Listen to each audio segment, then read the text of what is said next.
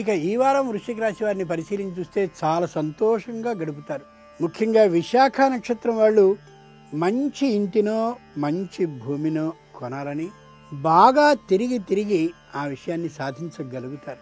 అనురాధ నక్షత్రం వాళ్ళు ఎప్పటి నుంచో వచ్చేటటువంటి న్యాయస్థానంలో ఆ విషయం పూర్తిగా ఒక కొలిక్కి రావడంతో తమ పక్షాన విజయ వార్త వినిపించిన కారణంగా ఇక దానికి సంబంధించినటువంటి కార్యక్రమంలో పడి ప్రతి క్షణాన్ని ఆనందకరంగా ఆనందమయంగా కుటుంబ సభ్యులతో గడుపుతూ పెడతారు. జ్యేష్ఠ నక్షత్రం వాళ్ళు కొత్తదైనటువంటి ఉద్యోగంలోనికి చేరడమే కాక ఆ ఉద్యోగానికి సంబంధించినటువంటి ఏ సంస్థ అయితే ఉందో దాన్ని ఎలా పెద్దది చెయ్యాలా అనే ఊహతో బాగా దానికోసం కృషి చేస్తారు. చాలా చక్కనైనటువంటి వారం ఇది వృశ్చిక రాశి వారికి. లక్ష్మీ అష్టోత్తరాన్ని పఠించడం చాలా చాలా ఉత్తమం.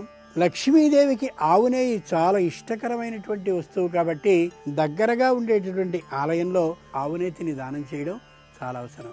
ఇక ఈ రాశి వారు ఈ వారం ఉద్యోగాన్ని మార్చాలని కానీ ఉద్యోగానికంటే వేరైనటువంటి ఇంకొక వ్యాపారాన్ని ప్రారంభించాలని కానీ ఎవరైనా సూచన చేస్తే అంగీకరించకుండా ఉండడం అవసరం.